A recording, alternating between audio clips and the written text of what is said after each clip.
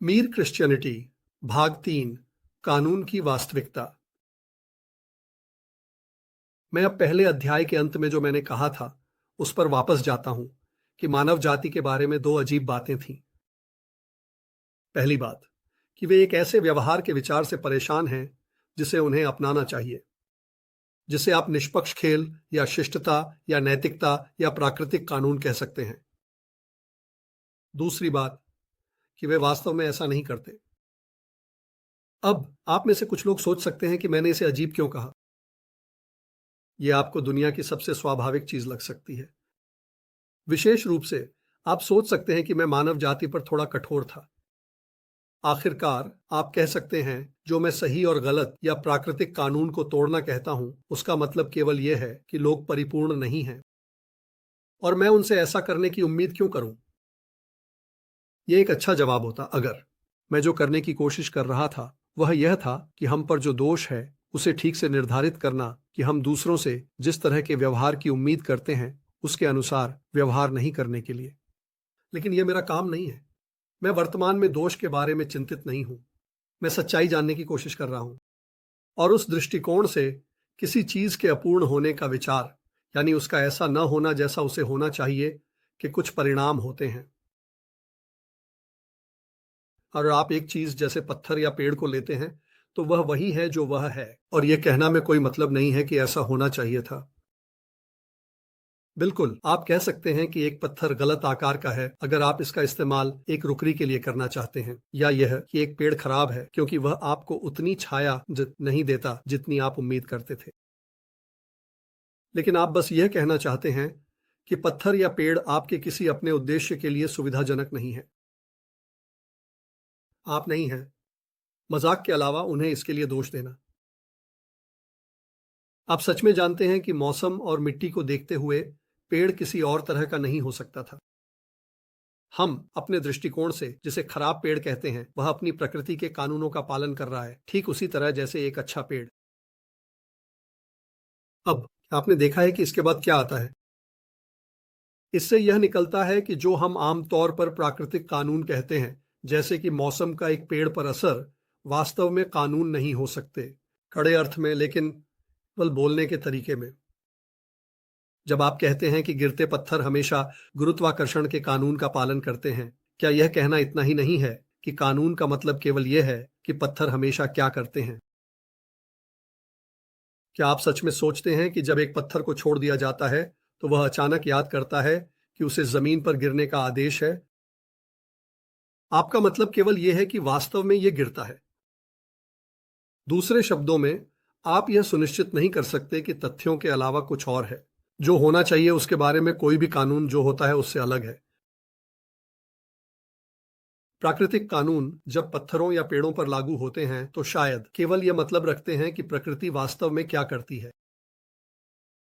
लेकिन अगर आप मानव स्वभाव के कानून, अच्छे व्यवहार के कानून की ओर मुड़ते हैं तो यह एक अलग मामला है। कानून निश्चित रूप से यह नहीं मतलब रखता कि मानव वास्तव में क्या करते हैं, क्योंकि जैसा कि मैंने पहले कहा, उनमें से कई इस कानून का पालन नहीं करते और उनमें से कोई भी इसे पूरी तरह से नहीं मानता। गुरुत्वाकर्षण का कानून आपको बताता है कि अगर आप पत्थरों को गिराते हैं तो वे क्या करते हैं, लेकिन मानव स्वभाव का कानून आपको बताता है कि मानव बींग्स को क्या करना चाहिए और वे क्या नहीं करते। दूसरे शब्दों में, जब आप इंसानों के साथ होते हैं तो कुछ और होता है जो वास्तविक तथ्यों के ऊपर और परे आता है। आपके पास तथ्य हैं कि लोग कैसे व्यवहार करते हैं, और आपके पास कुछ और भी है कि उन्हें कैसे व्यवहार करना चाहिए। ब्रह्मांड के बाकी हिस्से में केवल तथ्य ही हो सकते हैं। इलेक्ट्रॉन्स और अणु एक निश्चित तरीके से व्यवहार करते हैं और इसके परिणाम निकलते हैं, और यह पूरी कहानी हो सकती है। लेकिन लोग एक निश्चित तरीके से व्यवहार करते हैं और यह पूरी कहानी नहीं है। हर समय आप जानते हैं कि उन्हें अलग तरीके से व्यवहार करना चाहिए। अब यह वास्तव में इतना अजीब है कि कोई इसे समझाने की कोशिश करने के लिए ललचाता है। उदाहरण के लिए, हम यह समझाने की कोशिश कर सकते हैं कि जब आप कहते हैं कि एक आदमी को वैसे नहीं करना चाहिए जैसे वह करता है, तो आपका मतलब केवल यही है। जैसे जब आप कहते हैं कि एक पत्थर का आकार गलत है, यानी जो वह कर रहा है वह आपके लिए असुविधाजनक है। लेकिन यह बस सच नहीं है। एक आदमी जो ट्रेन में कोने की सीट पर बैठा है क्योंकि वह पहले वहां पहुंचा, और एक आदमी जो आपकी पीठ मोड़ते ही उसमें घुस गया और मेरे बैग को खराब कर दिया, दोनों ही समान रूप से असुविधाजनक हैं। लेकिन मैं दूसरे आदमी को दोष देता हूं और पहले आदमी को नहीं। मैं उस आदमी से नाराज नहीं हूं, सिवाय शायद एक पल के जब मैं अपने होश में आने से पहले होता हूं, जो मुझे गलती से गिरा देता है। मैं उस आदमी से नाराज हूं जो मुझे गिराने की कोशिश करता है, भले ही वह सफल ना हो। फिर भी पहले ने मुझे चोट पहुंचाई है और दूसरे ने नहीं। कभी कभी जिस व्यवहार को मैं बुरा कहता हूं, वह मेरे लिए बिल्कुल भी असुविधाजनक नहीं होता, बल्कि इसके बिल्कुल विपरीत होता है। युद्ध में हर पक्ष को दूसरे पक्ष में एक गद्दार मिल सकता है, बहुत उपयोगी। लेकिन हालांकि वे उसका उपयोग करते हैं और उसे भुगतान करते हैं, वे उसे मानव कीट के रूप में देखते हैं। तो आप यह नहीं कह सकते कि जो हम दूसरों में अच्छे व्यवहार के रूप में कहते हैं, वह बस वही व्यवहार है जो हमारे लिए उपयोगी होता है। और जहां तक हमारे अंदर अच्छे व्यवहार की बात है, मुझे लगता है कि यह काफी स्पष्ट है कि इसका मतलब वह व्यवहार नहीं है जो लाभ देता है। इसका मतलब है जैसे 30 शिलिंग में संतुष्ट रहना जब आप 3 पाउंड ले सकते थे, स्कूल का काम ईमानदारी से करना जब धोखा देना आसान होता, एक लड़की को अकेला छोड़ना जब आप उसके साथ प्यार करना चाहते हैं, खतरनाक जगहों पर रहना जब आप कहीं सुरक्षित जा सकते हैं, उन वादों को निभाना जिन्हें आप निभाना नहीं चाहते, और सच बोलना भले ही इससे आप बेवकूफ लगें।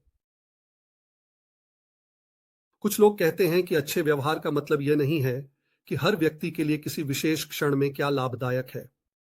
फिर भी इसका मतलब है कि यह मानव जाति के लिए समग्र रूप से क्या लाभदायक है, और इसलिए इसमें कोई रहस्य नहीं है। मनुष्य आखिरकार कुछ समझ रखते हैं। वे देखते हैं कि आप असली सुरक्षा या खुशी नहीं पा सकते जब तक कि समाज में हर कोई ईमानदारी से खेलता है। और यही कारण है कि वे अच्छे तरीके से व्यवहार करने की कोशिश करते हैं। अब बेशक यह पूरी तरह से सच है कि सुरक्षा और खुशी केवल व्यक्तियों, वर्गों और राष्ट्रों से ही आ सकती है। एक दूसरे के प्रति ईमानदार, निष्पक्ष और दयालु होना, यह दुनिया में सबसे महत्वपूर्ण सच्चाइयों में से एक है। लेकिन यह बताने में कि हम सही और गलत के बारे में ऐसा क्यों महसूस करते हैं, यह बस मुद्दे को चूक जाता है। अगर हम पूछें, मुझे निस्वार्थ क्यों होना चाहिए, और आप जवाब देते हैं क्योंकि यह समाज के लिए अच्छा है, फिर हम पूछ सकते हैं, मुझे समाज के लिए क्या अच्छा है, इसकी परवाह क्यों करनी चाहिए जब तक कि यह मुझे व्यक्तिगत रूप से लाभ नहीं देता। और फिर आपको कहना होगा क्योंकि आपको निस्वार्थ होना चाहिए, जो हमें बस वहीं वापस ले आता है जहां से हमने शुरुआत की थी। आप जो कह रहे हैं वह सच है, लेकिन आप आगे नहीं बढ़ रहे हैं। अगर कोई आदमी पूछे फुटबॉल खेलने का क्या मतलब है, यह कहना ज्यादा अच्छा नहीं होगा कि गोल करने के लिए ऐसा किया जाता है। गोल करने की कोशिश करना खुद खेल है, खेल का कारण नहीं। और आप वास्तव में केवल यह कह रहे होंगे कि फुटबॉल फुटबॉल है, जो सच है लेकिन कहने लायक नहीं है।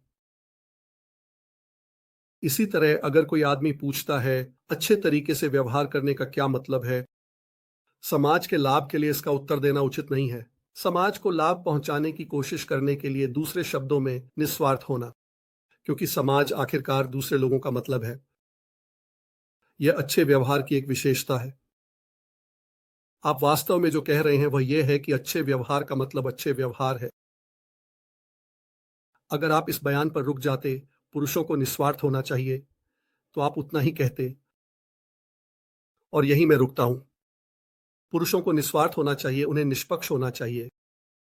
यह नहीं कि पुरुष निस्वार्थ हैं, न ही यह कि उन्हें निस्वार्थ होना पसंद है, बल्कि यह कि उन्हें निस्वार्थ होना चाहिए।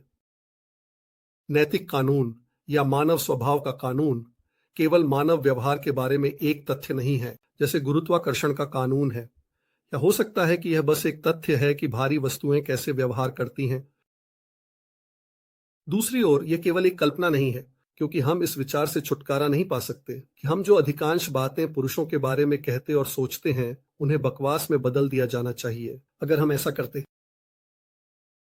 और यह केवल एक बयान नहीं है इस बारे में कि हमें पुरुषों से कैसे व्यवहार करना चाहिए अपनी सुविधा के लिए, क्योंकि जिस व्यवहार को हम बुरा या अन्यायपूर्ण कहते हैं, वह ठीक उसी तरह का नहीं है जैसा व्यवहार हमें असुविधाजनक लगता है, और यह तो बिल्कुल विपरीत भी हो सकता है। इसलिए यह सही और गलत का नियम या मानव स्वभाव का कानून, या आप इसे जो भी कहें, किसी न किसी तरह से एक वास्तविक चीज होनी चाहिए। एक चीज जो वास्तव में वहां है, जिसे हमने खुद से नहीं बनाया, और फिर भी यह सामान्य अर्थ में एक तथ्य नहीं है, जैसे हमारा वास्तविक व्यवहार एक तथ्य है। यह लगने लगा है कि हमें यह स्वीकार करना होगा कि वास्तविकता के एक से अधिक प्रकार हैं।